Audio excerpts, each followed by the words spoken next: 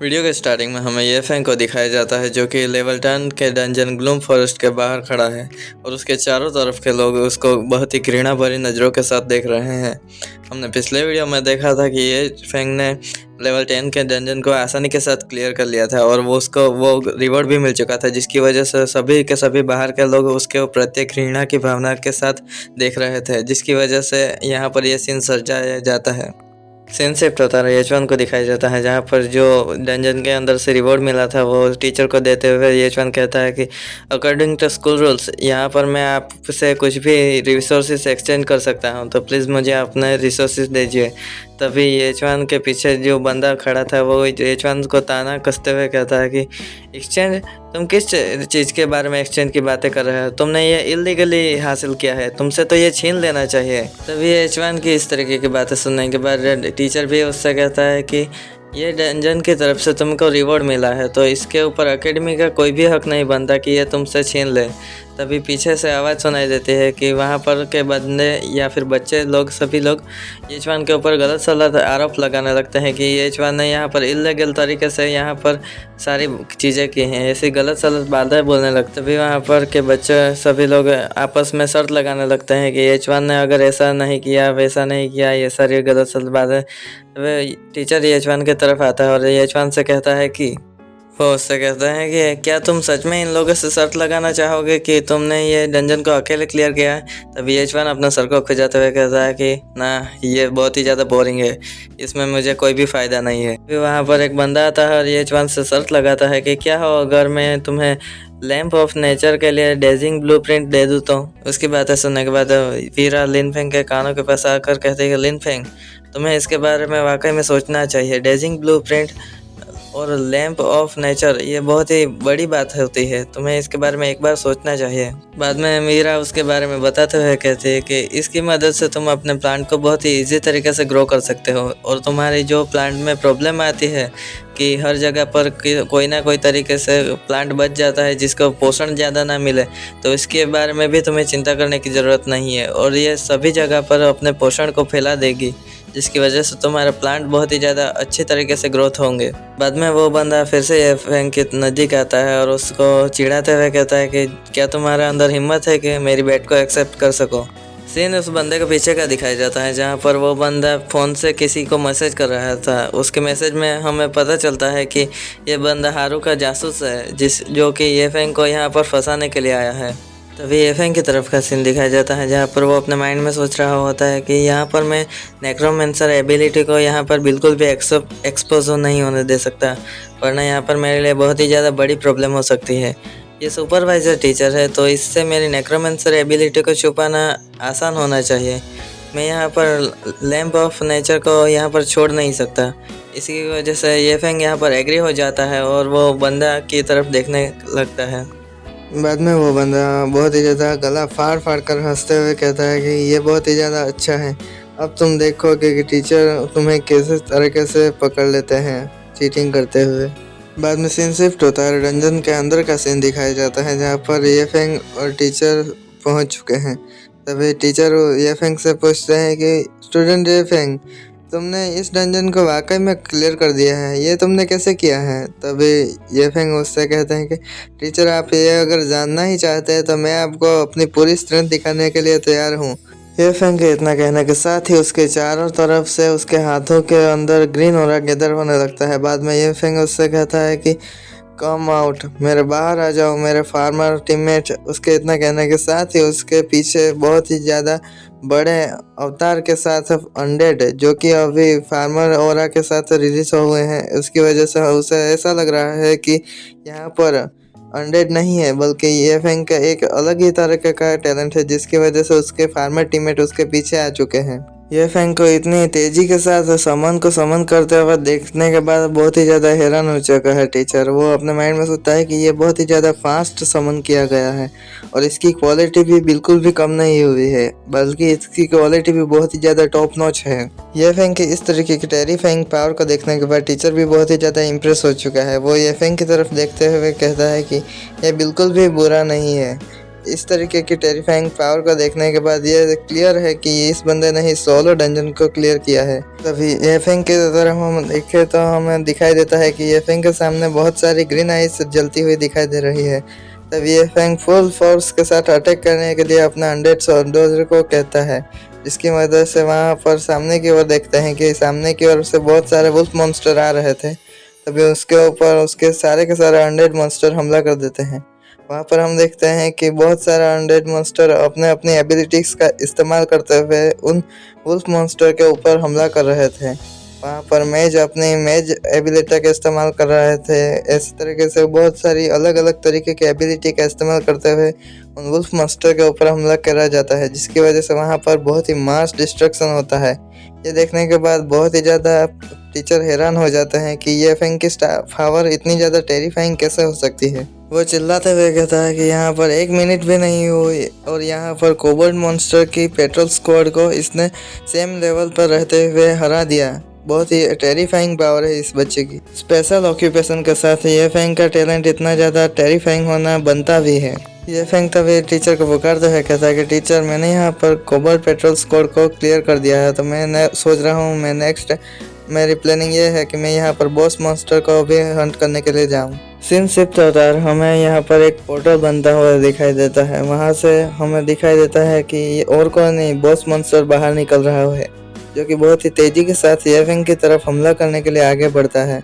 तभी येफेंग की तरफ दिखाया जाता है, जहाँ पर वो तभी वहाँ पर येफेंग अपने बड़े भाइयों को ऑर्डर देता है कि तुम अपनी ढाल के एकदम रेस करो और उससे तुम अगर कोई भी कोबल्ट मॉन्स्टर बढ़ चुका हो तो तुम उसको बहुत ही बेरहमी की तरह मार सकते हो। सीन शिफ्ट होता है, हमें दिखाया जाता है बहुत ही ज़्यादा टेरिफाइंग ग्रीन एनर्जी का बर्स्ट। हम देखते हैं कि बॉस मॉन्स्टर के सामने हमारा अनडेड मॉन्स्टर आ चुका है, जिसको देखने के बाद अनडेड मॉन्स्टर बहुत ही ज़्यादा हैरानी के साथ उसके ऊपर बहुत ही तगड़ा वाला पंच जड़ देता है। जो पंच जड़ने के बाद बॉस मॉन्स्टर की हालत बहुत ही ज़्यादा ख़राब हो जाती है। वो बहुत ही ज़्यादा घिसकते हुए दूर की ओर जाने लगता है। तभी हम देखते हैं कि प्रिंसिपल भी बहुत ही ज़्यादा हैरान हो चुका है कि इस तरीके की टेरिफाइंग पावर एक अनडेड मॉन्स्टर के अंदर कैसे आ सकती है। बहुत ही ज़्यादा बौखला जाता है। हैरानी के साथ वो अपने माइंड में ये भी सोचता है कि इस तरीके के अमेजिंग पोटेंशियल रखने वाले बच्चे को फ्यूचर को बहुत ही ज़्यादा ब्राइट बनाना चाहिए। इसके बारे में तो प्रिंसिपल को जानकारी होनी बिल्कुल ही ज़रूरी है। इसकी वजह से वो सोचता है कि इसके बारे में तो प्रिंसिपल को जानकारी देनी ही पड़ेगी।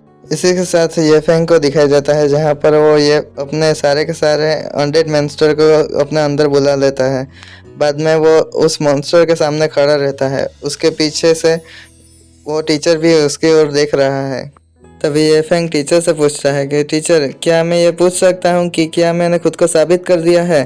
तभी टीचर भी उसको हंसते हुए उसकी टोन बिल्कुल ही बदल जाती है और उससे कहता है कि लिनफेंग, आपने खुद को यहाँ पर साबित कर दिया है और इसमें कोई भी डिबेट करी नहीं जा सकती। तभी वहाँ पर टीचर लिनफेंग से पूछता है कि क्या तुम यहाँ से बाहर नहीं निकलना चाहते हो क्या स्टूडेंट लिनफेंग।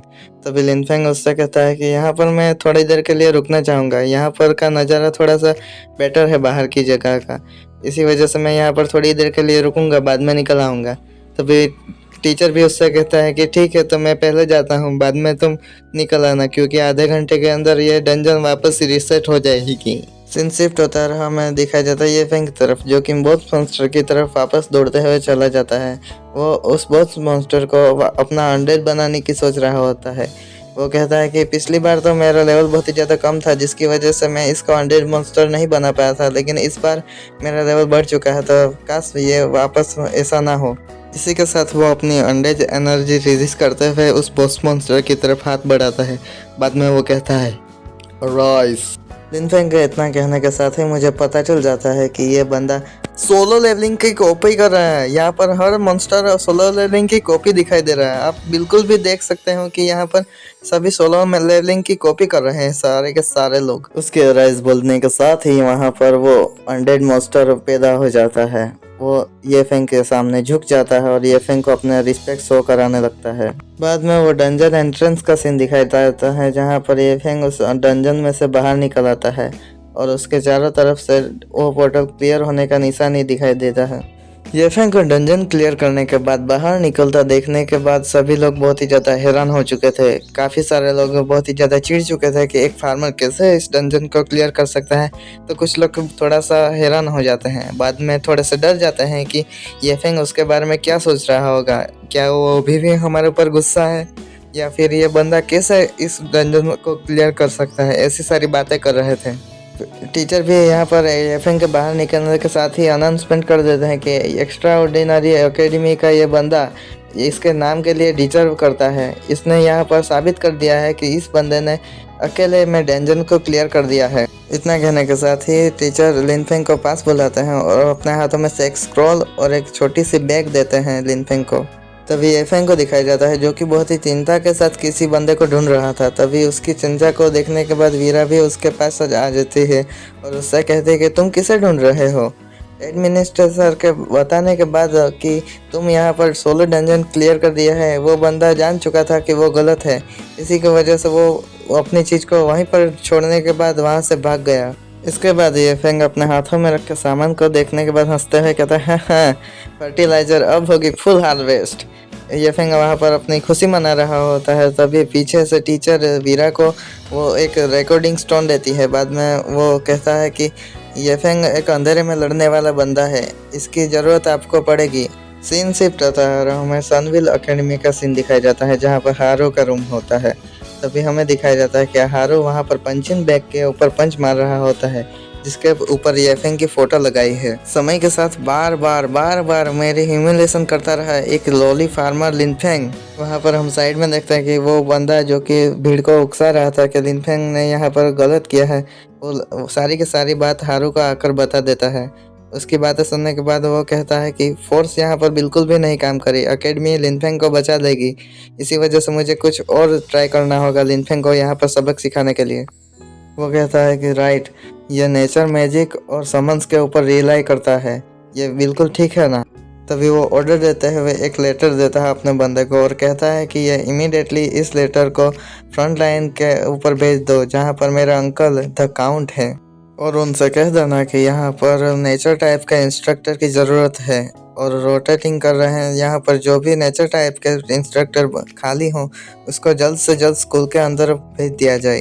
तभी वो लेटर लेते हुए कहता है कि क्या तुम नेचर टाइप के इंस्ट्रक्टर का इस्तेमाल करके उससे सरपास करना चाहते हो। तभी हारू उनका जवाब देते हुए कहता है कि वास्तव में उन पुराने धुंध प्रकृति जादू की शुद्धता और नियमों को सबसे ज़्यादा महत्व देते हैं।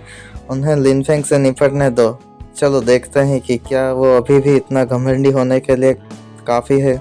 उसके इतना कहने के साथ ही सीन शिफ्ट होता है और हमें एक्स्ट्रा ऑर्डिनरी एकेडमी का वीरा का रूम दिखाया जाता है जहाँ पर वो लेटे महीने के लाखों कमाना चाहते हैं। ये नहीं कर रही थी, वो लेटे यहाँ पर वीडियो देख रहे थे येफेंग और उस बॉस मॉन्स्टर की फाइट का। येफेंग की उस वीडियो में बहुत ही ज़्यादा टेरिफाइंग पावर को देखने के बाद वीरा उससे कहते कि ये वाकई में मॉन्स्टर के जैसा है। इसकी प्रकृति माना यानी कि नेचर टाइप के प्रोफेशन के अंदर बहुत ही ज़्यादा गहरी पकड़ है और इसकी नॉलेज भी वाकई में कमाल की है। इसी वजह से मुझे लगता है कि मुझे कल नहीं आज लेटर लिखना चाहिए उस ओल्ड बास्टर को, ताकि वो जल्दी से जल्दी एकेडमी में वापस आ सके। इसी के साथ वीरा एक लेटर लिखने के बाद पंछी के साथ उसको भेज देती है। बाद में वीरा उस पंछी को दूर जाता देखने के बाद कहती है कि ओल्ड बास्टर, अगर तुम यहाँ पर कॉमबैक नहीं आए तो फिर तुम अपनी ज़िंदगी के सारी अचीवमेंट और अवार्ड को यूं ही खो दोगे। वीरा के इतना कहने के साथ ही ये एपिसोड यहीं पर ख़त्म होता है। मिलते हैं एक नेक्स्ट वीडियो में, तब तक के लिए take care, bye bye, goodbye, sayonara.